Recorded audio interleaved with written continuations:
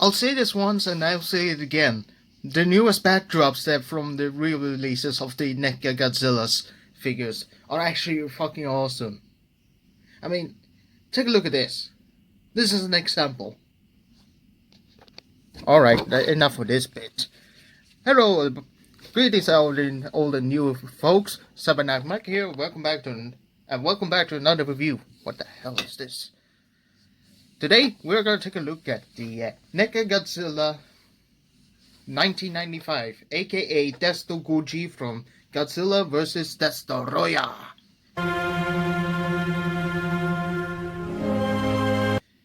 And yes, this is the Godzilla I've always wanted. Well, actually, it's the S.H.MonsterArts. I never intended to pick this one up. Well, with the exception of a nice artwork. And now, let's take a look at it, shall we? I mean, look at this poster. God damn, it is so accurate to the poster. With the Godzilla vs. Destoroyah. We got the image again, 65th anniversary, almost 66. Pause if you want to read. Goddamn, come on. There we go. Old images, yada yada yada. The place that actually got these figures. Batra, opening flap, old image, but has the Tokyo image here. Jumbo. More like Dumbo. No, I'm just kidding. Oh yeah, another comparison. Here we have this box with, well, this DVD that I actually bought. Godzilla Ultimate Collection, King of All Monsters. And it includes one of the Godzilla films that I'm gonna review, Godzilla vs. Destoroyah. Only need to pick about this DVD. It does not include both Godzilla vs. Mechagodzilla 2 and Godzilla vs. Space Godzilla. Because if they were included, we would have a complete Heisei collection, but they did not. Goddamn European, goddamn Sweden, why did you not? Screw it. Well, back to the review. Now, if I was going to react to the old figure, you know, the one that's first released, I would probably tell you that this is, I'm talking about the original mold, that this one was actually just a remold considering the translucent plastic, but this sculpt of Godzilla is literally a reused one for Godzilla 1994. But I would actually not to count at this point, because the quality, the touch and feels, considering they use the exact mold, which the Godzilla sculptor actually did, but did some exception. A little bit better quality at least. Randy. So, I would actually excuse the overall not totally 100% accurate, but that's not what we are here today. We're taking a look if this one is actually worth, and actually talk about the considering the sculpted paint, aka the artwork of this beautiful figure. These an art of beauty, and the quality control issues, and the possibility, and the scale, and maybe if it is worth or not. Alright, let's go to the sculpt and paint. For being such a remold, at least the eyes are actually looking pretty fine. You know, both eyes are actually in the center, and the inside of mouth, pretty disgusting, but has all the teeth painted. Well, S.H.MonsterArts quality, at least for the 1995 sculpt. And the translucent plastic, even though it's soft, it's kind of hardening, sort of, but it also has the quality of being, well, pretty nice. Wish that the shading was a little bit more, but other than that, it's pretty good. And the top of the end of the tail, it has some paint, but they could have been used more of shading. But the most amazing part about this figure is the translucent plastic. And you know why. Because when you turn on the light, it shines through. And that is a glow. By the way, have I ever talked about this one? Of course you did. Well, it's actually the backdrop of the Godzilla that is actually included. Which is kind of a little bit damaged, but I don't give a damn. This is actually a perfect display piece if you want to place Godzilla in it. I mean, you're just gonna take your Godzilla figure and boom! Reactor meltdown mode. And by the way, speaking of the meltdown mode, holy crap, that film is just a roller coaster of emotion. So, while the paint is pretty good, I wish the toenails were not that much, well, pretty blue, because considering this is a reused parts from 1994 Godzilla, they of course reused it, and it has paint bleed. Yeah, that's one of the quality control issues with Godzilla figures from NECA. It sometimes gives you splashes. Well, even also the expensive ones do too, but not to that extent. Overall, pretty good. Now, for articulation, of course, the head is literally on a, well, tight-ass ball joint.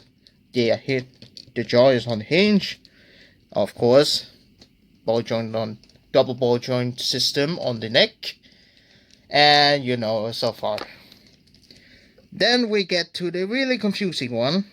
This one has the arms can go outward and in, but here's a real and 360 degrees.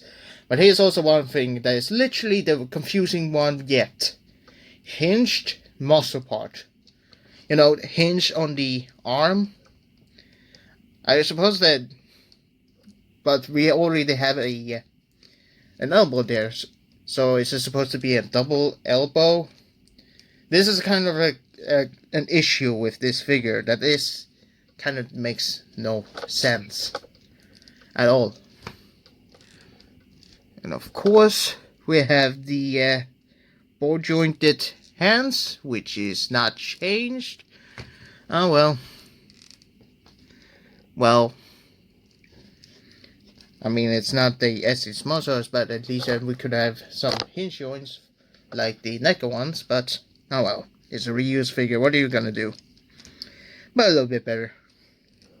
And of course, hinged hands. Ball joint system on the waist can go 360 degrees. That's literally breaking his goddamn spine. Like, oof. Spinosaurus moment, huh? Then we come to, well, at least joy. The bend at the knee, and that is a big gap. Oh well, not that big of a issue, but it can be issue for everyone. It is on the ball joint, but be careful not breaking the joint. Sorry, and the Godzilla. Sorry that I broke your goddamn leg. Anyway,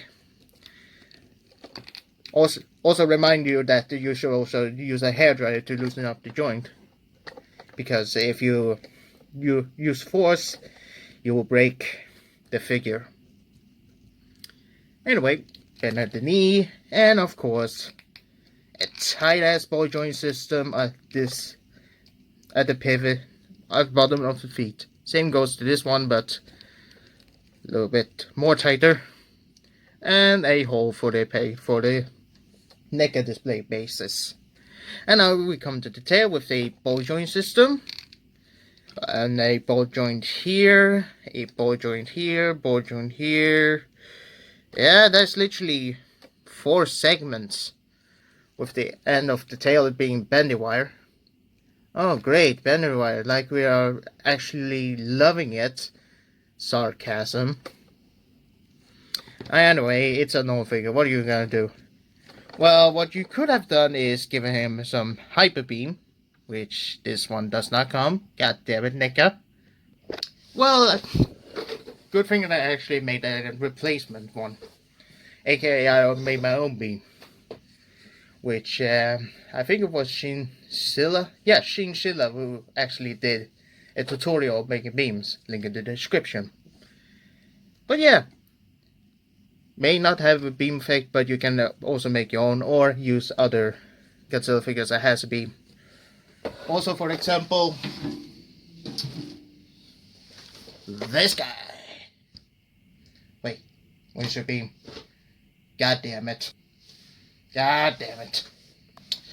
Anyway, I found it. At least you can maybe use this one too as well. But it will not have in, and yeah, use a stand instead. Make your own beam. This looks more proportionate. Alright. Stick it. Yeah. There we go. Oh, wait, that's right. Size comparison. Duh. Nope. NECA Godzilla 1954, and this is not a good scale.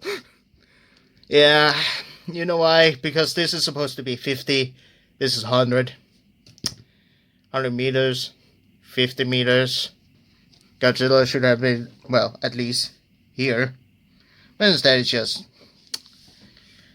a mediocre scale. 6-inch. Yeah, this one is not in scale at all. Well, you know what is in scale? This Shin Godzilla. At least this one is in scale. You know, 100, 120, 118.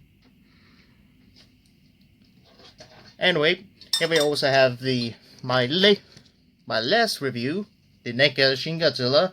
This is the Atomic Blast version. Now we come also to a Godzilla's 1988 part companion, the NES Godzilla with the chain glued on, but this leg does still work. And now we come to my favorite S.H.MonsterArts figure, the 2019 Godzilla. And if you stand him up, it kind of works, but this is supposed to be 120 meters, also not in scale. But alright, it's alright, it's alright. Maybe, yeah, who cares about scale right now? Yeah, come here. And then, just for the heck of it, here we have DestoGoji next to Sazabi, aka the real grade Sazabi. Yep, that's how big a mold kit is. Should I review this one? I'll just review it when I have time to. Overall, what do I think about this figure? Well, for starters, it's just a reuse and remold of, and reuse the mold for 1994 Godzilla and literally a release of the 1995 Godzilla with the horrible plastic box. But considering it's now released as a boxed figure, you know, wooden cardboard box, and if you actually do like the artwork of the box overall, and if you want a Godzilla that is not that overpriced, well,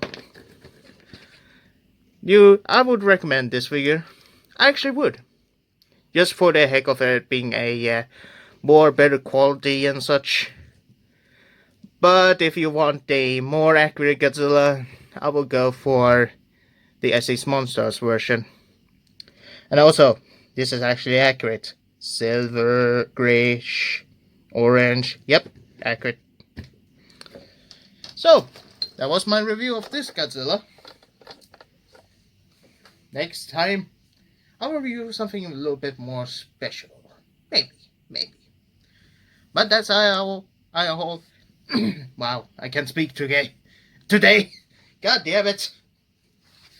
I hope I will see you all soon. This is CyberKnight-Miky here, signing out, and have a good time for these hard times. And always be honored and honest.